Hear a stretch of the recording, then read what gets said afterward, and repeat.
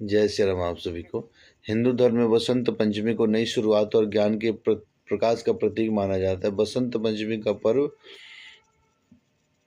देवी सरस्वती को समर्पित होता है, जिन्हें ज्ञान, बुद्धि, विद्या और कला की देवी माना जाता है। इस दिन किए गए कुछ सरल उपाय प्रभावशाली उपाय माने जाते हैं। विद्यार्थियों के लिए, प्रतियोगी परीक्षाओं की तैयारी कर युवाओं के लिए और नौकरी पेशा में लगे लोगों के लिए बेहद लाभकारी माने जाते हैं। और इस बार जो सरस्वती पूजा है, बसंत पंचमी है, वो 23 जनवरी 2026 को मनाई जाएगी।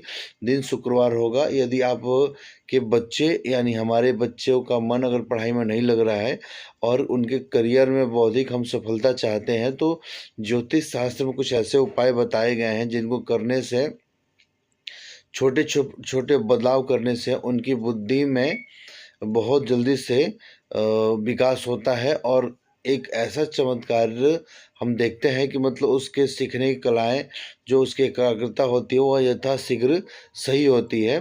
तो कुछ ऐसे उपाय मैं आपको बताता चलता हूँ जिसको करने से निश्चित रूप से हमारे बच्चों का बुद्धि और उसके ज्ञान में विकास होगा, वृद्धि होगी।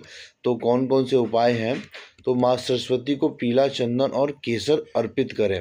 वो कैसे? जब हम भगवती की पूजा करते हैं यानी माँ सरस्वती की पूजा करते हैं, अपने घर पे करते हैं या कहीं भी करते हैं, तो हम क्या करेंगे? बसंत पंचमी के दिन माँ सरस्वती के चरणों में पीला चंदन और केसर अर्पित हमें करना है। और पूजा के बाद उसी तिलक को अपने बच्चे के माथे पे हमें लगाना है और अपने माथे पे भी लगाना है। इससे क्या होगी कि हमारी एकाग्रता बढ़ेगी और मन शांत रहता है। और जो भी हम कुछ पढ़ेंगे, जो भी हम कुछ सीखेंगे, तो वो जल्दी समय सीखने को मिलेगा, जल्दी समय याद करने को मिलेगा। हम हर चीज़ को जल्दी पकड़ लेंगे और हमें याद करने की क्षमता बढ़ेगी, हमारी याद करने की क्षमता बढ़ेगी। दूसरा क्या है? तो किताब और पेन की पूजा। हम कैसे किताब की पूजा करेंगे, पेन की पूजा करेंगे? तो माँ सरस्वती की जहाँ हमने फोटो रखी है या मूर्ति रखी है, वहाँ पे हम क्या करेंगे कि विद्यार्थियों को अपने सबसे प्रिय किताब को या पेन को माँ सरस्वती के सम्मुख रखना है। ओम ऐं सरस्वती नमः मंत्र का जाप करते हुए इन पर पीले पुष्प आपको चढ़ाना है।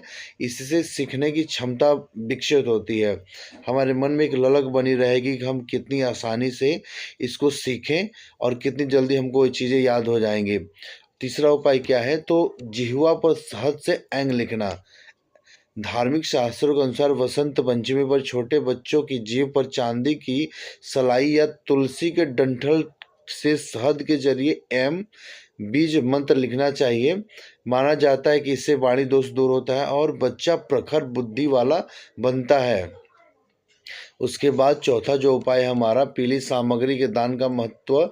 तो बुद्धि के कारक जो ग्रह बुध देव हैं और ज्ञान के कारक जो गुरुदेव हैं, उनको बलवान करने के लिए इस दिन बच्चों को पीले रंग की कॉपियाँ, पेन या केले का जो फल होता है उसका हमें दान करना चाहिए। दूसरों की शिक्षा में मदद करना माँ सरस्वती को अधिक प्रिय है। तो अगर हम पीली सामग्रियों को दान करते हैं तो सरस्वती जी की कृपा हमारे ऊपर सबसे ज़्यादा होगी।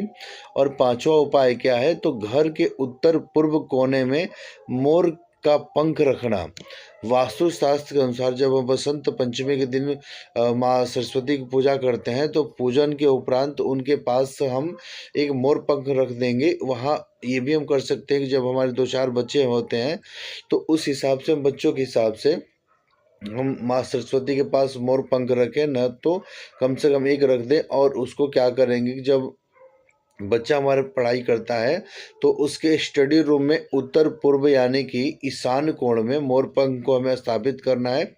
यह नकारात्मक ऊर्जा को हटाकर सकारात्मकता लाता है, जिससे कठिन विषय भी हमें आसानी से समझ में आने लगते हैं।